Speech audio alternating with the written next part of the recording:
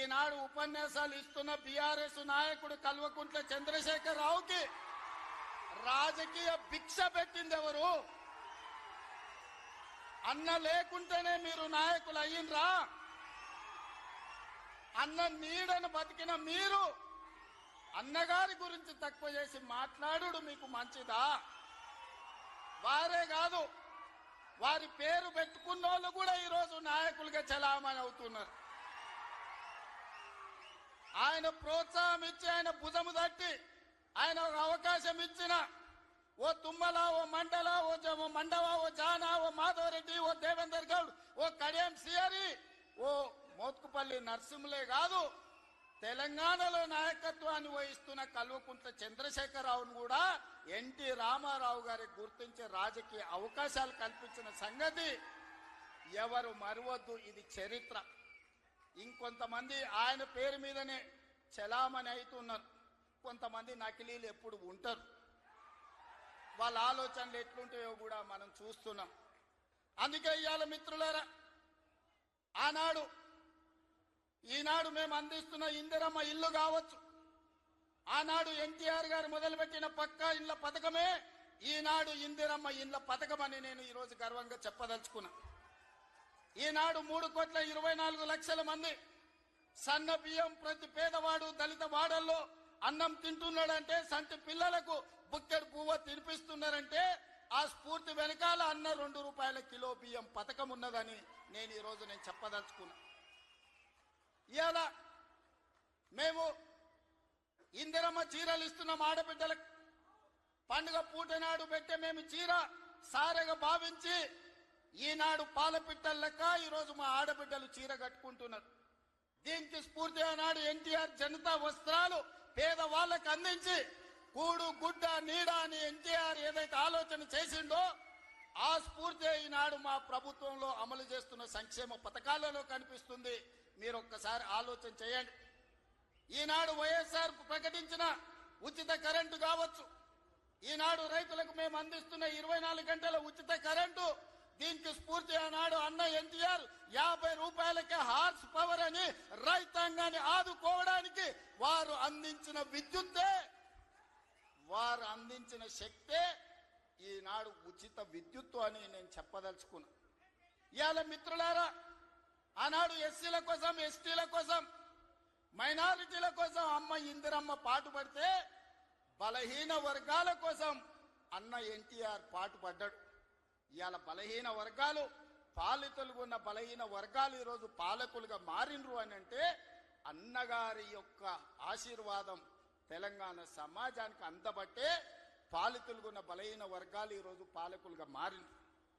ఒకనాడు గ్రామాలలో పటేలు పట్వారి వ్యవస్థ ఎంత బలంగా ఉండేనో, వాళ్ళ చేతుల్లో తెలంగాణ నలిగిపోతుంటే ఎన్టీ రామారావు గారు పటేల్ పట్వారి వ్యవస్థను రద్దు చేసి పేదలకు విముక్తి కలిగించిన చరిత్ర ఈ ప్రాంతంలో ఉన్నది. ఆనాడు ఇందిరాగాంధీ గారు సాయుధ రైతాంగ పోరాటాన్ని స్ఫూర్తిగా తీసుకొని దళితులకు, గిరిజనులకు, ఆదివాసీలకు భూ పంపకాలు చేపట్టి అసైన్మెంట్ పట్టాలు ఇచ్చి గ్రామాలలో ఉన్న పేదలకు ఆత్మ గౌరవాన్ని ఇందిరాగాంధీ గారు అందిస్తే పటేలు పట్వారి వ్యవస్థను రద్దు చేసి బలహీన వర్గాల ఆత్మగౌరవంతో బతికే అవకాశం ఎన్టీ రామారావు గారు కల్పించిండ్రు. మిత్రులారా, ఇవాళ ఎక్కడైనా చూడండి, మా ప్రభుత్వం అమలు చేస్తున్న సంక్షేమం, మా ప్రభుత్వం అమలు పరుస్తున్న అభివృద్ధి ఇందిరాగాంధీ గారో ఎన్టీఆర్ గారో వారి స్ఫూర్తి కనిపిస్తుంది. ఈరోజు ఇందిరమ్మ ఆశీర్వాదం, అన్న ఎన్టీఆర్ స్ఫూర్తి ఈరోజు మా ప్రజా పాలనలో కనిపిస్తుంది, మా ప్రభుత్వంలో కనిపిస్తుంది, మా నిర్ణయాలలో కనిపిస్తుంది. అందుకే ఇందిరమ్మ మాకు ఎంత ముఖ్యమో ఎన్టీఆర్ కూడా అంతే ముఖ్యం. ఇందిరమ్మ ఒక తరం అయితే ఎన్టీఆర్ ఒక శకం. వాళ్ళిద్దరి కలయికనే ఈనాటి ప్రజాపాలన. ఈ ప్రజాపాలన ప్రజలకు అందుబాటులో ఉంది అనంటే ఒక ఇందిరమ్మ స్ఫూర్తి, ఒక ఎన్టీఆర్ యొక్క ఆలోచన విధానం ఈనాడు మేము అమలు చేస్తున్నాం. మిత్రులారా, ఇవాళ మా నిర్ణయాలు మీరు చూసిండ్రు. ఆడబిడ్డలకు ఆర్టీసీలో ఉచిత బస్సు కావచ్చు, ఆడబిడ్డలకి ఈరోజు అదానీ అంబానీలతో పోటీ పడి సోలార్ పవర్ విద్యుత్ ఉత్పత్తి కావచ్చు, ఆర్టీసీలో ఉచిత ప్రయాణమే కాదు, ఆర్టీసీ 1000 బస్సులు ఆడబిడ్డలను యజమానులను చేసి ఈ రోజు వాళ్ళని వ్యాపారాలలో రాణించే విధంగా చేసినాం. ఆనాడు అన్న ఆడబిడ్డలకు ఏ విధంగా ఆస్తిలో హక్కిచ్చిండో ఈనాడు 1 కోటి మంది ఆడబిడ్డల్ని కోటీశ్వరులను చెయ్యాలన్న లక్ష్యంతో మా ప్రజాపాలన పనిచేస్తుంది. మా సీతక్క, మా బట్టి విక్రమార్క గారు దీన్ని అమలు చేస్తున్నారు. కాపాడుకుంటామనా? చివరికి దిక్కులేక నేను హైకోర్టుకు సల్యూట్ చేస్తున్నా. బెయిల్ కోసం ప్రయత్నం చేసిండ్రు మీరు, అది రాకపోతే సచ్చినట్టు నువ్వు అరెస్ట్ అంటావు, ఆయన లొంగుబాటు అంటాడు. ఇద్దరు డ్రామాలు, తోడు దొంగలు, సిగ్గులేదు ఇంకా మాట్లాడడానికి. ఆ అమ్మాయి కాదు, ఇవాళ రాష్ట్రంలోని అమ్మాయిలందరూ మహిళలందరూ మీ మొహం మీద ఉమ్ముతున్నారు, సిగ్గులేదు ఈ ప్రభుత్వానికి అని. ఎందుకండి అంత మొహమాటం? అరే జరిగింది ఏంది, నువ్వు మాట్లాడేది ఏంది, నీకు మెదడుందా? హైట్ ఒకటే తక్కువ అనుకున్నా, బుర్ర కూడా తక్కువనే రేవంత్ రెడ్డికి. ఇంత అన్యాయమా? ఒక అమ్మాయికి అన్యాయం జరిగితే ఆ అమ్మాయి వివరాలు బయటపెట్టిన విధవలు ఎవరో బయటపెట్టు. ఇప్పటికి 15 మంది మీద కేసు అయింది పేట్ బషీరాబాద్లో. ఎవరు ఆ విధవలు? బీజేపీ వాళ్ళు. ఆ అమ్మాయి హనీ ట్రాప్ అని రాసిన విధవలు ఎవరు మీడియాలో? నేను అడుగుతున్నా, ఎవరు ఆ విధవ మీడియా? ఏది హనీ ట్రాప్ అని చెప్పి మనీ ట్రాప్లో పడ్డ మీడియా ఎవరు? వాళ్ళని అడుగుతున్నా నేను. సిగ్గుందా మీకు? అసలు ఇజ్జతుందా? ఇంకా మాట్లాడుతున్నాడు ముఖ్యమంత్రి, కేంద్ర హోంశాఖ సహాయ మంత్రి. ఈయననేమో నేను పంపించిన నా కొడుకుని ఈయనంటాడు. ఆయన చేసిన ఘనకార్యానికి ఫస్ట్ పోలీసు వాళ్ళు బరబర గుంజుకపోవాలి. నీవు దాచిపెట్టిన 9 రోజులు ఆ కుటుంబాన్ని బెదిరించినావు నువ్వు. నిన్ను కేసులో పెట్టాలి, సిగ్గుంటే రాజీనామా చేయాలి. ఇంకా మీదికెళ్ళి ఏదో చాలా ఇద్దరు శుద్ధపూసల్లాగా, సత్యసంధుల్లాగా, సత్య హరిశ్చంద్రుడు కజిన్ బ్రదర్స్ లాగా ఏదో యాక్టింగ్లు, మళ్ళీ మీదికెళ్ళి దానికి ప్రమోషన్లు. ఏం మాట్లాడుతున్నారు అసలు? ఒక రాష్ట్ర ముఖ్యమంత్రి, మీరు హోంమంత్రి, ఏం మాట్లాడుతున్నావు నువ్వు అసలు? ఏం చేసేది ఉండే? చాలా సెన్సిటివ్గా హ్యాండిల్ చేసినావు. ఏంది సెన్సిటివ్గా హ్యాండిల్ చేసేది? ఎవడైతే పాక్సో నిందితుడు లోపల వేయాలి. మిగతా వాళ్ళకి ఇదే ట్రీట్మెంట్ ఉందా?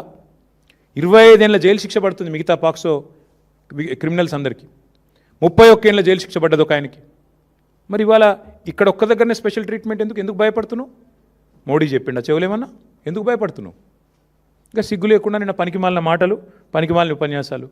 నేను ఒకటే అడుగుతా ఉన్నా రేవంత్ రెడ్డిని, 9 రోజులు ఆ నిందితును కాపాడిన విధవ ఎవడు? నువ్వా, కేంద్ర మంత్రి? చెప్పు. 9 రోజులు ఎక్కడ దాచిపెట్టారు? మీ పోలీసులు అంత పనికి మాలినోళ్ళు అయిపోయినరా? రేవంత్ రెడ్డి రాగానే దొరుకుతలేరా మీకు? కరీంనగర్లో తుపాకులు పట్టుకొని పొద్దున పూట కాలిస్తే వాళ్ళని పట్టుకోవడానికి 15 రోజులు పడుతుంది నీకు. ఎంత దారుణం అండి! రాష్ట్రంలో శాంతి భద్రతలు ఈ స్థాయిలో ఉన్నాయి. నేను ఇంకొక మాట అడుగుతున్నా, బాధగా అడుగుతున్నా బ్రదర్. మొన్నటి ఎపిసోడ్ చూసిన తర్వాత ఈ రాష్ట్రంలో ఎవరన్నా షికాయత్ చేయడానికి ముందుకు వస్తారా బాలికలు? అంటే ఎవడైనా అవతలోడు పలుకుబడినోడైతే వాడిని పట్టుకోలేము, ప్రభుత్వాలు కలిసిపోతాయి. వల్ల నేను మా నాయకుడు ఆర్ఎస్ ప్రవీణ్ కుమార్ గారికి నేను హృదయపూర్వకంగా అభినందనలు చెప్తా ఉన్నాను. మా పార్టీ జనరల్ సెక్రటరీ, మాజీ ఐపీఎస్, అద్భుతంగా పోరాటం చేసిండు ఆయన. సెక్షన్లతో సహా ఏది ఎప్పుడు ఏంటి ఎట్లా పెట్టాలి, మీడియాను ఎప్పటికప్పుడు అప్రమత్తం చేస్తూ ప్రజలకు చెబుతూ మా పార్టీ తరపున ఆ బాలికకు న్యాయం జరగాలని పోరాడింది మా ఆర్ఎస్ ప్రవీణ్ కుమార్ గారు. నేను ఆయనను కూడా పట్టుకొని మాట్లాడతాడు. ఆర్ఎస్ ప్రవీణ్ జడ్జా? ఆర్ఎస్ ప్రవీణ్ జడ్జి కాదు, కానీ భవిష్యత్తులో తప్పకుండా నీకు పాఠాలు చెప్పే రోజు వస్తుంది. అది కూడా చెప్తున్నా నేను. వస్తుంది, ఆ రోజు కూడా వస్తుంది, ఎక్కువ రోజులు ఏం లేదు. ఎందుకంటే నాకు ఆశ్చర్యంగా ఉంది వాళ్ళ రాష్ట్రంలో పరిస్థితి చూస్తుంటే. రేవంత్ రెడ్డి గారంటే కూర్చొని పోలీసు ఉన్నతాధికారులతో సమావేశం పెట్టి దొంగలను ఎట్లా పట్టుకోవాలో చెప్తున్నాడట. నిన్ను పట్టుకునేది వాళ్ళే నాయనా, మర్చిపోకు. దొంగలను ఎట్లా పట్టుకోవాలో పోలీసులకు బాగా తెలుసు. నీలాంటి దొంగల దగ్గర నేర్చుకోవాల్సిన అవసరం లేదు. నిన్ను పట్టుకున్నది వల వేసి ఉచ్చుబన్ని అందరూ అక్కడ కూర్చున్న వాళ్ళు నవ్వుకుంటా ఉండింటారు కామెడీగా. వీడు చెప్తున్నాడు ఏందిరా మాకు అని. దొరికినోడు వీడు కూడా చెప్పేటోడు అయిపోయిందా అని. కాబట్టి ఈ ఎటకారాలు, డ్రామాలు ఆపేసి ధాన్యం కొనుగోలు మీద దృష్టి పెట్టు. ఆ నిందితుడికి మేము గనక నోరు విప్పకపోతే ఆ బాలిక తరపున ఇవాళ అమ్మాయికి న్యాయం జరిగేది కాదు. ఇది వాస్తవం. హైకోర్టుకు నేను హృదయపూర్వకంగా ఆ అమ్మాయి తరపున, లక్షలాది మంది బాలికల తరపున ఈ రాష్ట్రంలో నేను సల్యూట్ చేస్తా ఉన్నాను. ఎందుకంటే మీరు సరైన నిర్ణయం తీసుకోవడం వల్ల విధి లేక ఇద్దరు తోడు దొంగలకి ఆ పిల్లగాన్ని తీసుకొచ్చి అప్పజెప్పాల్సి వచ్చింది వ్యవస్థకి, న్యాయ వ్యవస్థకి. లేకపోతే వీళ్ళు న్యాయం జరిగేది కాదు. మీడియా మౌనం, కేంద్ర మంత్రులు మౌనం, కేంద్ర ప్రభుత్వం మౌనం, రాష్ట్ర ప్రభుత్వం మౌనం. ఇన్ని వ్యవస్థలు ఒకటైతే కూడా చివరికి న్యాయ వ్యవస్థ వల్ల ఇలా అమ్మాయికి న్యాయం జరిగింది ఫైనల్గా. ఇంతకంటే ఎక్కువ నేను ఆ విషయంలో మేమేం రాజకీయం చేయలేదు, చేయబోము. కానీ ఎవరికి అన్యాయం జరిగినా మేము పోరాటం చేశాము 2.5 ఏళ్లలో. అది లగచర్లలో కావచ్చు, వెలుగుమట్లలో కావచ్చు, లేదా మా మహబూబ్ నగర్లో జరిగిన కూల్చివేతలు కావచ్చు, హైడ్రా విక్టిమ్స్ కావచ్చు, మూసీ బాధితులు కావచ్చు. మేమే కొట్లాడింది ఈ రాష్ట్రంలో. మళ్ళీ ఇప్పుడు రైతులకు అన్యాయం జరుగుతుంటే కూడా పోరాటం చేసేది మేమే, వారికి అండగా నిలబడేది మేమే. ఆ విధవలు ఎవరైతే బయట పెట్టారో, హనీ ట్రాప్ అని వేసిన విధవలు ఎవరైతే ఉన్నారో వాళ్ళని బయట పెట్టండి, వాళ్ళ మీద కేసులు పెట్టండి, లోపల నూకండి.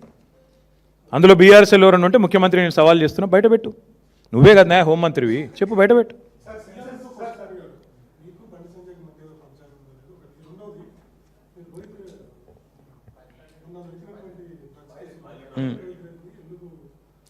బ్రదర్, నేను ఒక మాట, నేను ఈ పనికి మాలిన డైలాగులు ముఖ్యమంత్రి గారికి ఇప్పుడు కొడతానే ఉంటాడు. పాపం ఆయనకి ఏందో కానీ ఇంకా ముఖ్యమంత్రి అన్న ఫీలింగ్ రాలే ఇంకా ఆయనకి. ఇంకా కూడా ఏదో ప్రతిపక్షంలో ఉన్నట్టు మా మీద దుమ్మెత్తిపోయడం అలవాటుగా ఉంది.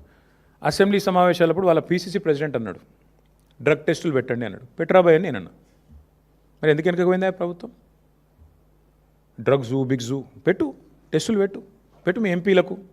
ఎంతమంది దొరుకుతారో నేను చెప్తా, పేర్లు చెప్తే బాగుండదు. పెట్టు. ఏం మాట్లాడుతున్నాడు ముఖ్యమంత్రి? ఒక చిన్న స్కూల్ పోరగాడు మాట్లాడినట్టు. అప్పుడప్పుడన్నా కొద్దిగా ముఖ్యమంత్రిలా హుందాగా మాట్లాడు. ఎప్పుడో సస్పెండ్ చేసినాం రోహిత్ రెడ్డిని, మీకు తెలియదా? షోకాజ్ నోటీస్ ఇచ్చినాం, సస్పెండ్ చేసినాం. ఇక ముఖ్యమంత్రి ఆయనకు తెలియకపోతే నేనేం చేస్తా దానికి? ఇంకోటి మాట్లాడితే నా బావమరి దీంట్లో డ్రగ్స్ దొరికినాయి అంటాడు. నువ్వు ముఖ్యమంత్రివా లేకపోతే దారిన పోయే దానేవా? నా బావమరి దీంట్లో ఏం దొరికిందా? ఏది పడితే అది మాట్లాడచ్చు. ఎన్నిసార్లు చెప్తావు సేమ్ అబద్ధం? సిగ్గుందా? వీటి పద్ధతేనా అసలు ఇట్లా మాట్లాడడం? మేము మాట్లాడలేమా? మాట్లాడాలంటే నాకు చాలా ఉంది ముఖ్యమంత్రి గారి గురించి మెటీరియల్, కానీ కొన్ని సభ్యత హద్దులు కూడా ఉంటాయి కొన్నిటికి. ఏది పడితే అది మాట్లాడడం కదా.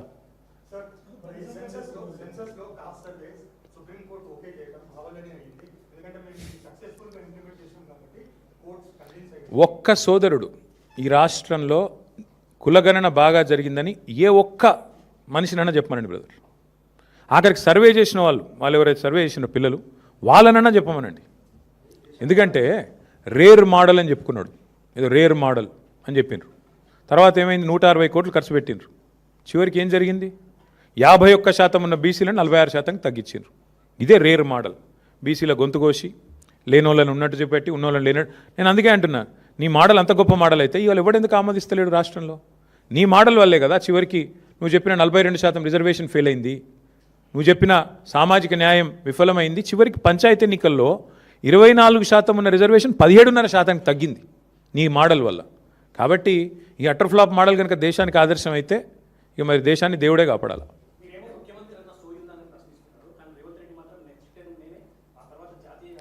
బ్రదర్, చిన్నప్పుడు నేను టీవీ చూసేవాడిని. బాగా చిన్నగా ఉన్నప్పుడు స్కూల్లో ఉన్నప్పుడు సీరియల్ వచ్చేది, ముంగేరి లాల్కే హసీన్ సప్నే అని. అట్లా చాలామంది చాలా కలర్ కనొచ్చు బ్రదర్. ఇవన్నీ ఇంకోటి కూడా చెప్తున్నా, ఈ రాష్ట్రంలో రేవంత్ రెడ్డి ముఖం చూసి ఎవరు ఓటు వేయలేదు. ఆయన ముఖ్యమంత్రి కావాలని ఓటు వేయలే ఎవరు. అది అడ్డిమారి గుడ్డి దెబ్బ అంటారు చూడు. పేమెంట్ కోటాలో, మేనేజ్మెంట్ కోటాలో ఆయన తెచ్చుకున్న సీట్ అది. ఢిల్లీకి పైసలు కొట్టిండు రాహుల్ గాంధీకి, అందరికీ తెలుసు. సీక్రెట్ ఏమైనా ఆయనే చెప్పిండు కదా, గాంధీ కుటుంబానికి కావాలంటే 1000 కోట్లు పంపిస్తా అని. ఆ కోటాలో పైసలు ఇచ్చి తెచ్చుకున్నాడు. ఇక దానికి ఆయన నేనేందో చాలా శక్తివంతుని అనుకుంటే మరి మహబూబ్ నగర్ పార్లమెంట్ ఎందుకు గెలిపిలేకపోయినావు? ఆయన నువ్వు ఎంపీగా ఉన్నప్పుడు చాలా గొప్పడవు కదా, ప్రజానాయకుడవు కదా. ఎంపీగా ఉన్నప్పుడు నీ ఎంపీ పరిధిలో ఒక ఎమ్మెల్యే గెలిచిండా? ఎంపీగా ఉన్నప్పుడు మల్కాజ్గిరి ఒక కార్పొరేషన్లో ఒక మున్సిపాలిటీ గెలిచినవా? ఎంపీగా ఉన్నప్పుడు ఒక కార్పొరేటర్ గెలిపించినావా కనీసం? చాలా గొప్ప ప్రజానాయకుడు, 34 దాకుంటా 94 దాకుంటా ఉండు. నిన్ను ఎవరొద్దన్నారు? నీ పార్టీకి నువ్వు అడ్డగోలు పైసలు ఇస్తున్నావు. ఎక్కడ ఈ దేశంలో ఎలక్షన్ జరిగినా ఫండింగ్ తెలంగాణకి వెళ్ళిపోతుందని చెప్పి ఇవాళ మొత్తం దేశం అంతా కూడా తెలుసు. ఇక మీ బీజేపీ మిత్రులు నేను పట్టుకోరు, ఎందుకంటే వాళ్ళకు నీకు అట్లాంటి మంచి ఫెవికాల్ బంధం ఉంది. ఆర్ఎస్ బ్రదర్స్ మిగతా వాళ్ళంతా కలిసికట్టుగా నడుస్తున్నారు కాబట్టి మీకు ఆ బంధం ఉంది, మాకు అభ్యంతరం లేదు. అల్టిమేట్గా రేవంత్ రెడ్డి గారైనా ఇంకోరైనా కళలు ఎన్నైనా కనొచ్చు. కలాం గారు చెప్పారు కదా, కళలు కనండి, కథలు చెప్పకండి. కళలు కనండి ముఖ్యమంత్రి గారు, కథలు చెప్పకండి. ఎందుకంటే అది మంచిది కాదు. ఇన్ని కథలు చెప్పి అధికారంలోకి వచ్చినావు. పిట్ట కథలు, లొట్ట కథలు,